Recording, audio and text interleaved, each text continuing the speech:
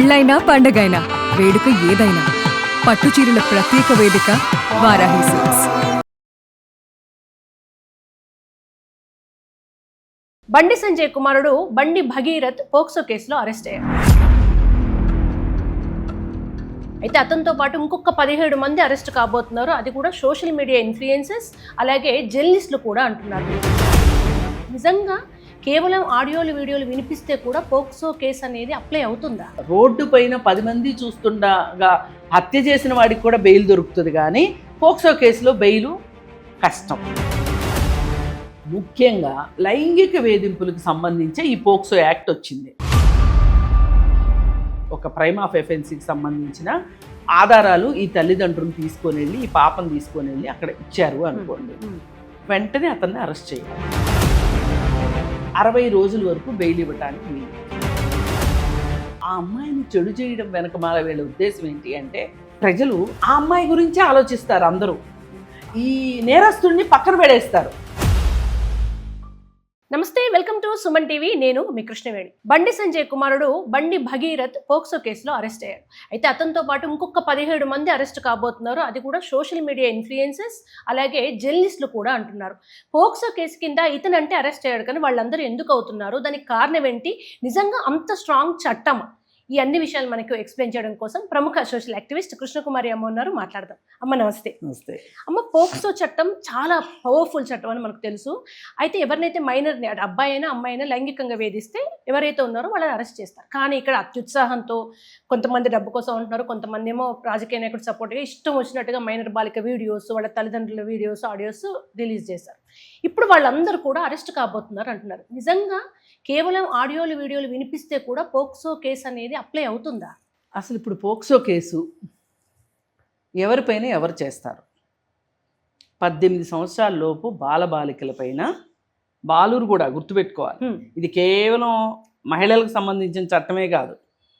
మహిళల కోసం ఇష్టం వచ్చినట్టు చట్టాలు చేసేశారు. మహిళలు ఇవాళ నెత్తినెక్కి నాట్యం ఆడుతున్నారు, అందుకే మగవాళ్ళు పెళ్ళిళ్ళు కూడా చేసుకోమంటున్నారు అని కొంతమంది వాపోతున్నారు. కానీ ఇది అమ్మాయిలైనా, అది బాలలైనా బాలికలైనా, వాళ్ళ రక్షణ కోసం, లైంగిక దాడులు వాళ్ళపైన జరగకుండా ఉండటం కోసం, లైంగిక వేధింపులు జరగకుండా ఉండటం కోసం ఏర్పాటైన చట్టం. అంటే ఇప్పుడు 18 సంవత్సరాల లోపు వాళ్ళు అంటే వాళ్ళు మైనర్స్ అయినప్పుడు వాళ్ళకి అందరితోటి సంబంధాలు, లాబీలు చేసే తెలివితేటలు ఉండవు. అవును, డబ్బు ఉండదు. పైగా ఆ వయసులోపు పిల్లలు, 18 సంవత్సరాల లోపు పిల్లలు ఏదైనా చెప్పబోతే, నీకేం తెలుసు, పిల్లోళ్ళ ఉండు, చిన్నపిల్లలా ఉండు, ఏం మాట్లాడతావు అంటారు. అంటే దీని అర్థం ఏంటి అంటే వాళ్ళు పూర్తి స్వతంత్రులు కాదు అని.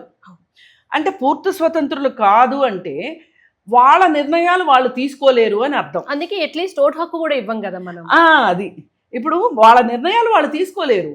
వాళ్ళకి సంబంధించింది అయినా సరే, అది మంచి నిర్ణయమైనా చెడు నిర్ణయమైనా. ఇప్పుడు ఒకవేళ మంచి నిర్ణయమే తీసుకున్నారనుకోండి, తల్లిదండ్రులు ఏమంటారు, అరే చిన్నపిల్లడువైనా నీకు భలే మంచి ఐడియా వచ్చిందే, మంచి ఆలోచన వచ్చిందే, చలో బేటా అని మాట్లాడేస్తారు. మాకు భలే సంతోషంగా ఉంది అని చెప్తారు. అదే ఒక చెడ్డ నిర్ణయం తీసుకుంటే, ఎవరు చెప్పారురా నీకు, భూమికి జానాబెత్తలు లేవు, నువ్వా ఇవన్నీ చెప్పేది, ఏదో గుడ్డొచ్చి పిల్లని ఎక్కిరిచ్చిందంట అని 100 మాటలు మాట్లాడతారు వాళ్ళని.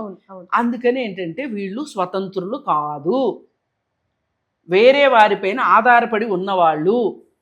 తిండి విషయంకైనా, బట్టల విషయంకైనా, చదువు విషయంకైనా వీళ్ళు వాళ్ళ తల్లిదండ్రులపైన ఆధారపడి ఉన్నవాళ్ళు. ఈ పరిస్థితిలో ఉన్నవాళ్ళు వాళ్ళ నిర్ణయాలు వాళ్ళు తీసుకోలేరు, కాబట్టి వాళ్ళని ఈ చట్టం కింద రక్షించాలి అని అనుకుంటారు. సరే, ఈ చట్టం కింద రక్షించాలి అని అనుకున్నప్పుడు ముఖ్యంగా లైంగిక వేధింపులకు సంబంధించి ఈ పోక్సో యాక్ట్ వచ్చింది. లైంగిక వేధింపులు, లైంగిక దాడులు, వాటికి వ్యతిరేకంగా ఇలా వచ్చినప్పుడు ఏ అమ్మాయి అయినా మేజర్ అయిన అబ్బాయితోటి ఒక లైంగికంగా ఇష్టంగా ఉంది అని అనుకోండి, వాళ్ళ మధ్య ఏదైనా కార్యక్రమం జరిగింది, ఈ అమ్మాయి కన్సెంట్ ఉంది అని చెప్తే అది కుదరదు. ఎందుకంటే ఇందాక మనం మాట్లాడుకున్నాం కదా, వాళ్ళ నిర్ణయాలు వాళ్ళు తీసుకోలేరు కాబట్టి, వాళ్ళు స్వతంత్రులు కాదు కాబట్టి వాళ్ళ కన్సెంట్ చెల్లదు. ఇప్పుడు ఒక ఆస్తి ఉందండి, బాలుడో బాలికో పేరు మీద ఆస్తి ఉంది. వాళ్ళు వెళ్ళి డైరెక్ట్గా వెళ్ళి రిజిస్ట్రేషన్ చేస్తే రిజిస్ట్రేషన్ చేయించుకుంటారా? చేయించుకోవచ్చు. దీన్ని మైనర్ ప్రాపర్టీ అంటారు. ఈ మైనర్ ప్రాపర్టీని కూడా మేజర్ అయిన తల్లిదండ్రులు కూడా అమ్మకూడదు. అమ్మకూడదు. అవును. అమ్మాలి అంటే కూడా దానికి ఒక స్పెషల్ అఫిడవిట్ ఉంటుంది. వీళ్ళ పోషణార్థమనో లేకపోతే వీళ్ళ ఇంకోటనో వీటి కోసం అని చెప్పి మేము అమ్ముతున్నాము, అందుకోసమే కానీ మా కోసం కాదు అని చెప్పి ఆ తల్లిదండ్రులు అఫిడవిట్ ఇచ్చి అమ్మాలి. అంతేగాని ఈ పిల్లలు అమ్మటానికి లేదు, ఆస్తి హక్కు ఉన్నా కానీ. అలాగే ఇప్పుడు ఈ విధంగా ఈ లైంగిక పరమైన విషయాలు వచ్చినప్పుడు వాళ్ళ కన్సెంటే కాదు. ఇంక ఇది ఎవ్వరు వచ్చినా సరే, ఆ అమ్మాయి చాలా తెలివైన పనులు చేసేసింది, ఆ అమ్మాయి కారు డ్రైవ్ చేసేస్తుంది, ఆ అమ్మాయి వంటలు చేసేస్తుంది, ఆ అమ్మాయి అసలు ఏ పెద్దవాళ్ళకంటే బాగా ఉంది అంటే కూడా నడవదు. ఈ ఏజ్ గురించి అయిపోయింది కదా, అంటే కన్సెంట్ గురించి అయిపోయింది. ఇక పోతే ఇట్లాంటివి ఏమన్నా జరిగినప్పుడు, ఇది బయటకు వచ్చినప్పుడు దీని గురించి వాళ్ళ తల్లిదండ్రుల వివరాలు కూడా ఇవ్వకూడదు, తల్లిదండ్రుల పేరు కూడా ఇవ్వకూడదు. తల్లిదండ్రుల పేరు ఇచ్చాము, ఊరి పేరు చెప్పాము అంటే ఏమవుతుంది అని అంటే వాళ్ళెవరో తెలిసిపోతుంది, డీటెయిల్స్ కనుక్కోండి. ఆ అమ్మాయి వేరే బోర్డ్స్ తెలిసిపోతాయి, వేరే బోర్డ్స్ తెలియడానికి వీల్లేదు.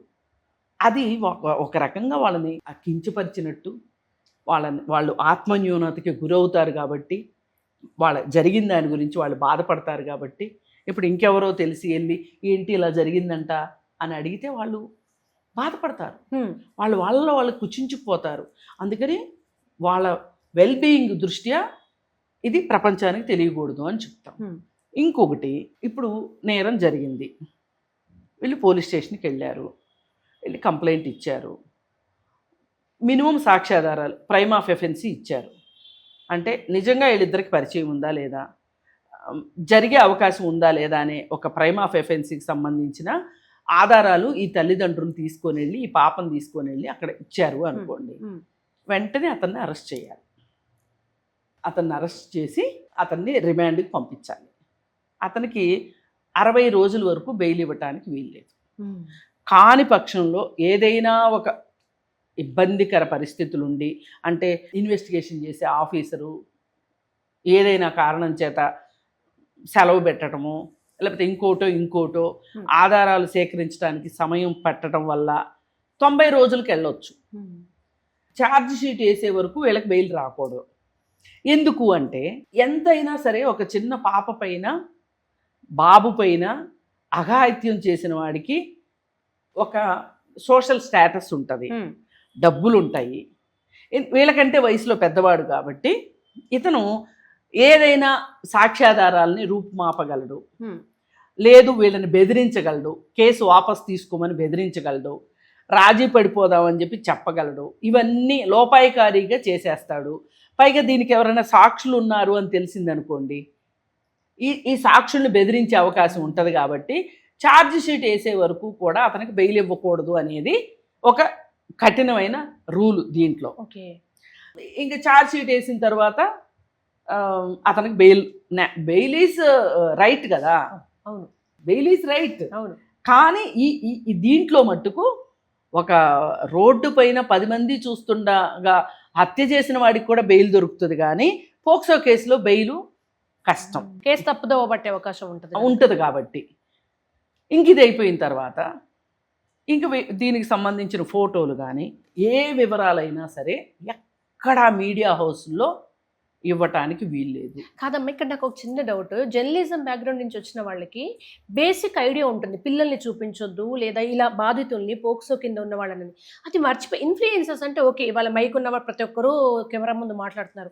ఇందులో సోకాల్ సినిమా జర్నలిస్టులు కూడా అంత తొందరపడి ఇప్పుడు క్షమాపణలు చెప్పేసి ఏడ్ చేసి వీడియోలు డిలీట్ చేసి ఇప్పుడు అరెస్టుల దాకా వెళ్తుంటే బేసిక్ నాలెడ్జ్ ఎందుకు వాళ్ళలో కరువైపోతుంది?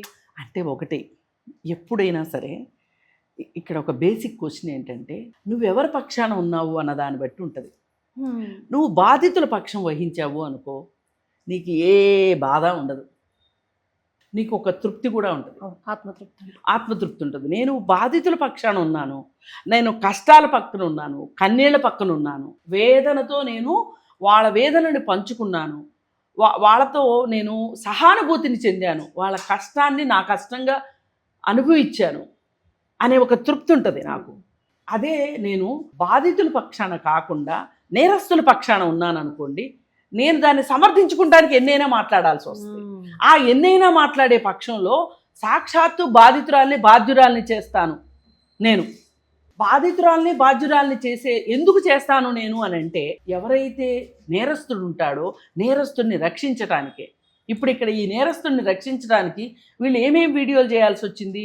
అసలు ఈ అమ్మాయే కన్సెంట్ ఇచ్చింది, ఈ అమ్మాయి అసలు మైనర్ కాదు. ఇంకొకటి, ఆ అమ్మాయి తల్లిదండ్రులకు కూడా తెలుసు, ఆ తల్లిదండ్రులది ఏం పెంపకం, అసలు అదేం పెంపకం, అమ్మాయి క్యారెక్టర్ ని చెడిపోయేలాగా చేయడము, ఆమె చెడ్డ వ్యక్తిత్వం అని తిరుగుతుందని.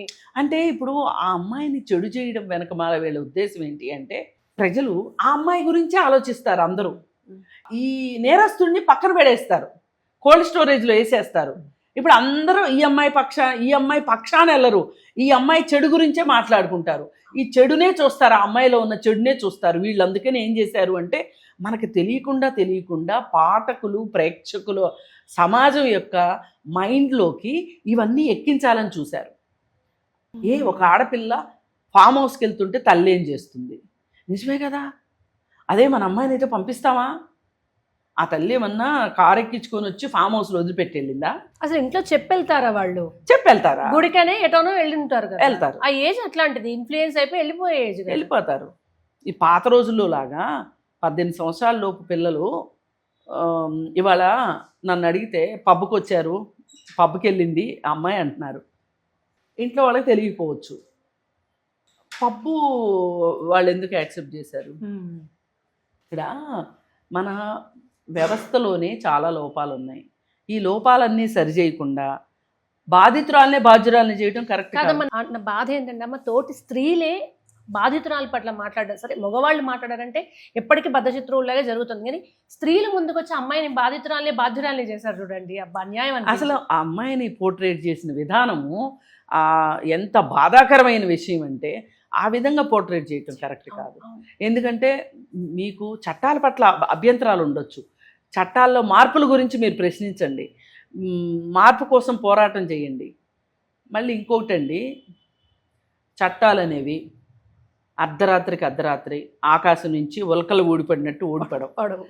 సమాజ అవసరాలకు తగ్గట్లు ప్రభుత్వాలు కూడా ఈ అవసరాలు ఉన్నాయని చట్టాలు చేసేది గబగబా ఏ చట్టము కూడా ఏ పోరాటం లేకుండా ఇంతవరకు ఒక చట్టం రాలేదు. ఎంతోమంది బలైపోయిన తర్వాత ఆ బలైపోయిన వాళ్ళ ఏడుపులు, పెడబొబ్బులు అవన్నిటినీ కన్సాలిడేట్ చేసి కొంతమంది ఉద్యమకారులు ఉద్యమాలు చేయడం వల్ల, ఎన్నో లాఠీ దెబ్బలు తినటం వల్ల, ఎంతో ఎండనక వాననక శ్రమించిన తరువాత ప్రభుత్వాలను ఇన్ఫ్లుయెన్స్ చేస్తే ఒక చట్టం వస్తుంది తప్పితే, ప్రభుత్వం కూడా అనుకుంటే ఒక చట్టం వస్తుంది తప్పితే చట్టాలు ఆషామాషిగా రావు. మనం ఏదో ఆన్లైన్ షాపింగ్ చేసినట్టు చట్టాలు రావు. ఆన్లైన్లో ఇప్పుడు మనం అప్లికేషన్స్లో మీ అప్లికేషన్ సరిగా లేదు మార్చండి అంటారు, మీ ఆప్షన్స్ సరిగా పెట్టలేదు ఆప్షన్ మార్చండి అంటారు. అంత ఈజీగా చట్టాలను మార్చడం కుదరదు. పైగా ఇంకోటి ఏంటంటే, చాలామంది మాట్లాడుతున్నది, చాలామంది కాదులే కొంతమంది కావాల్సుకుని మాట్లాడుతుంది, అసలు ఏజ్ కన్సెంట్ ఏంటి అని అడుగుతున్నారు. ఏజ్ కన్సెంట్ ఇప్పుడు 18 సంవత్సరాల 12 నెలలు అయిపోయిన రోజుకే వీళ్ళకి మెచ్యూరిటీ వచ్చేస్తా, అంతకుముందు మెచ్యూరిటీ ఉండదా వీళ్ళకి అని మాట్లాడుతున్నారు. మనకి ఎక్కడెక్కడ వయో పరిమితి ఉందండి? డ్రైవింగ్ లైసెన్స్ మొదలుకుంటే ఓటు హక్కు, పెళ్లికి, ప్రతిదానికి 18 నిండాల్సిందే కదా. ఇది అయిపోయిన తర్వాత నువ్వు ఒక ఎమ్మెల్యేగా పోటీ చేయాలంటే వయో పరిమితి ఉందా? ఒక ఎంపీగా పోటీ చేయాలంటే వయో పరిమితి ఉందా? మళ్ళీ అలాగే నువ్వు ఒక ఉద్యోగంలో చేరాలి అంటే మినిమం ఏజ్ ఉందా, మ్యాక్సిమం ఏజ్ ఉందా? ఇప్పుడు 35 సంవత్సరాలు దాటిన వాళ్ళు అప్లై చేసుకోకూడదు అన్నారనుకోండి. ఏమంటే నాకు నిన్నేనండి 35 నిండాయి, ఒక్క రోజులో ఏమైపోద్దండి అంటే ఒప్పుకుంటుందా? సిస్టమ్ ఒప్పుకుంటుందా? అలాగే రిటైర్ అవుతారండి. ఏమండి నేను నిన్న పనిచేసినట్టు రేపు కూడా పనిచేస్తాను కదా, ఇంత త్వరగా నన్ను ఎట్లా ఒక్కరోజు తేడాతో నన్ను ఎట్లా చేస్తారండి? అసలు ఈ లెక్కన ప్రతిరోజు రోజు మారుతున్న సమయంలో అర్ధరాత్రి 12 కాలం కూడా ఎంత బాధపడాలి ఈ లెక్కన. ఈ రాత్రిపూట 12 వాతావరణంలో ఏ మార్పులు ఉండవు, చీకటి అలాగే ఉంటుంది. ఆ చీకటి సమయంలోనేగా రోజు మారుతుంది. 12 కొట్టగానే ఏమంటాము? తర్వాత రోజుకి తర్వాత రోజు ఏమి అల్లకల్లోలం జరిగిపోయిందని, డేట్ మారింది అని గడియారం అడిగితేనో కాలం అడిగితేనో మన దగ్గర సమాధానం ఉందా? ఆ చట్టం చేసిన వాళ్ళకి పిచ్చా? 18 నిండితేనే అంటే ఈ మాత్రం తెలివి లేకుండానే కూర్చొని చేసేస్తారా? అందుకని ఏంటంటే వీళ్ళకి తెలివి లేక వీళ్ళు ఇష్టారీతిని మాట్లాడి ఇవాళ సూపులో పడిపోయి ఏదో ఏదో అంటారు శ్లేష్మంలో పడ్డ ఈగల్లాగా కొట్టుకుంటున్నారు. అయ్యో ఇలా మాట్లాడేసామా అని మనసులో అనుకుంటా పైకి మటుకు మేకపోతు గాంభీర్యాలు చూపిస్తున్నారు. ఇప్పుడు కొంతమంది డిలీట్ చేశారమ్మా, డిలీట్ చేసినంత మాత్రాన తప్పించుకునే ఛాన్స్ ఉందా? అంటే వాళ్ళు ఒక టైం లోపల డిలీట్ చెయ్యాలి అని ఎవరి గురించి ఇచ్చారు ఇది? బండి సంజయ్ కూడా గ్యాగ్ ఆర్డర్ తెచ్చుకున్నాడు, నా పేరు ప్రస్తావించకూడదు అని. ఆయనకి ఇచ్చారు 26వ తారీఖు లోపు ఈ వీడియోలన్నీ డిలీట్ చేయాలని. కానీ ఈ పాప విషయంలో పెట్టిన దాని గురించి లేదు. వీళ్ళు వన్స్ ఆ అమ్మాయిని పోర్ట్రేట్ చేసిన విధానానికి వీళ్ళు ఖచ్చితంగా కోర్టులో సమాధానం చెప్పాల్సిందే. ఇప్పుడు ఆ బాధితురాలు వచ్చి గనక వీళ్ళపైన కూడా పోక్సో కేసు పెట్టండి అంటే గనక పోక్సోలో రకరకాల సెక్షన్స్ ఉన్నాయి. అన్ని సెక్షన్స్ ఒకటి కాదు, ఒక్కొక్క సెక్షన్ కింద దీనికి సంబంధించిన సెక్షన్ కింద అమ్మాయికి కేసు పెడతాను అని ముందుకు వచ్చి పెట్టింది అనుకోండి, వీళ్ళందరూ సమాధానం చెప్పుకోవాలి. చెప్పుకోలేకపోతే అరెస్ట్ అయ్యి జైల్లో ఉండాలి. మేము పెట్టండి కేసులు, మేము ఎదుర్కొంటాం, నేను కోర్టులోనే సమాధానం చెప్తానని విర్రవీగుతుంది ఒక ఆవిడ. అవును. ఏమి ఆ విర్రవీగుడు? పశ్చాత్తాపం లేదమ్మా, అదే బాధ. ఎందుకుంటుంది? ఉండదు. ఇక్కడ రెండే ఉంటాయి. ఇక్కడ భరితెగింపైన ఉండాలి, పిచ్చన్న ఉండాలి. ఈ రెండు ఉంటేనే సాధ్యమవుతుంది. ఇవాళ బ్యాంక్ ఎంప్లాయీకి మేల్ ఎంప్లాయా ఫిమేల్ ఎంప్లాయీ అని చూడకుండా సేమ్ శాలరీ వస్తుంది అంటే ఎంతోమంది bank employee association leaders, union leaders కష్ట ఫలితం. అవును. అంతేందుకు మేము వాళ్ళు స్వేచ్ఛగా మైకుల ముందు కూర్చొని ఇట్లా మాట్లాడగలుగుతున్నాం కదా ఈక్వల్ గా. ఒకప్పుడు అసలు మహిళలకు ఓటు హక్కు లేదమ్మా. ఒకప్పుడు 1950s ఆ ప్రాంతంలో స్త్రీకి చదువు అవసరమా కాదా అనే చర్చలు జరిగినాయి. అసలు సిటిజన్స్ కిందకి కూడా లేదు, అలాంటి చర్చలు జరిగినాయి. 1980s ఆ ప్రాంతం వచ్చేసరికి, 70s ఆ ప్రాంతంకి వచ్చేసరికి మహిళ ఉద్యోగం చేయాలా అక్కర్లేదా అనే చర్చ జరిగింది. ఇవాళ పెట్టండి ఆ చర్చ, చెప్పు తీసుకుని కొడతారు. మామూలుగా కాదు. ఎవరమ్మా నువ్వు, ఎవరయ్యా నువ్వు, మహిళ ఉద్యోగం చేయాలా వద్దా, నువ్వెవడో చెప్పడానికి, నీకేం పని, నీకు ఇష్టమైతే నువ్వు చేసుకో ఉద్యోగం, లేకపోతే లేదు. అంతేగాని మహిళలకు ఉద్యోగం అవసరమా కాదా నువ్వెవడో చెప్పటానికి అని.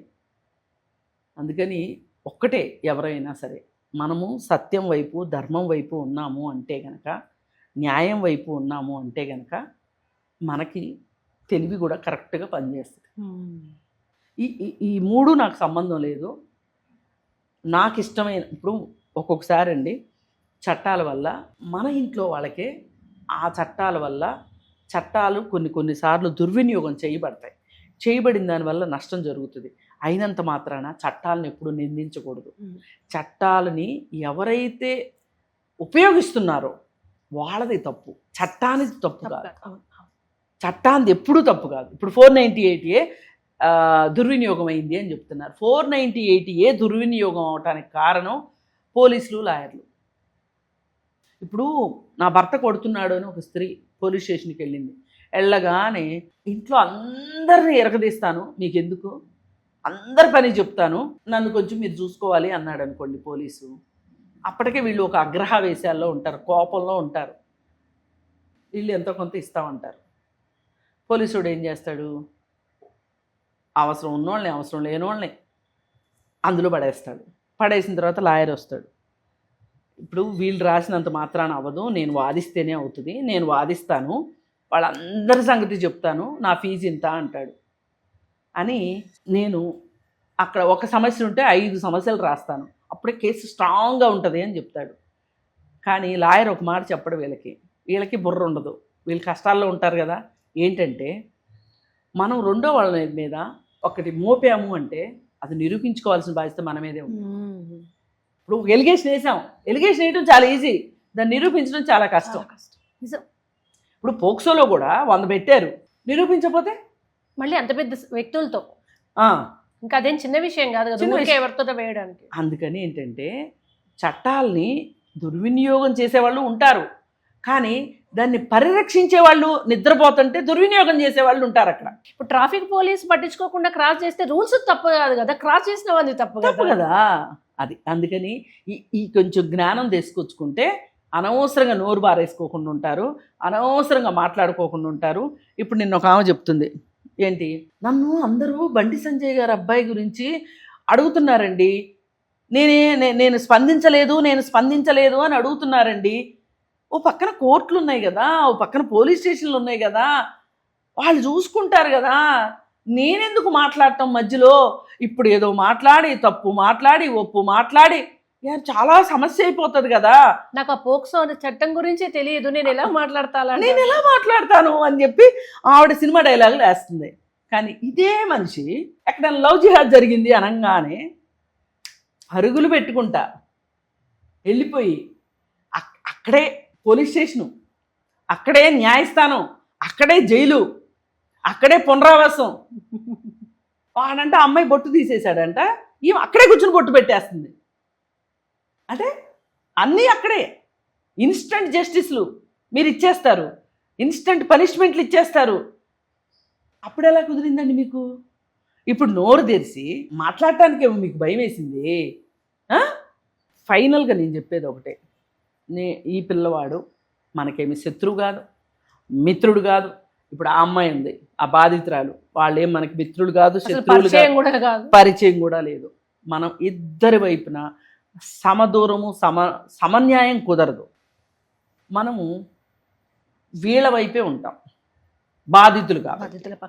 బాధితుల పక్షాన ఉన్నప్పుడు ఎప్పుడైనా సరే మనం తల వంచుకోవాల్సిన అవసరం ఉండదు, మాట మార్చాల్సిన అవసరం ఉండదు. అందుకే నేను ఇంతవరకు మీడియాలో నేను ఎప్పుడు బాధితుల పక్షమే ఉంటాను. నేను ఏ రోజు సారీ చెప్పలేదు, చెప్పాల్సిన అవసరం కూడా రాదు నాకు. నిజమమ్మ, ఎప్పటికీ మీరు కొన్నేళ్లుగా మీరు అట్లాగే ఉన్నారు. ఇంతే నిబద్ధతతో నిక్కచ్చిగా ఉండాలని మేము కూడా కోరుకుంటున్నాం. Thank you so much.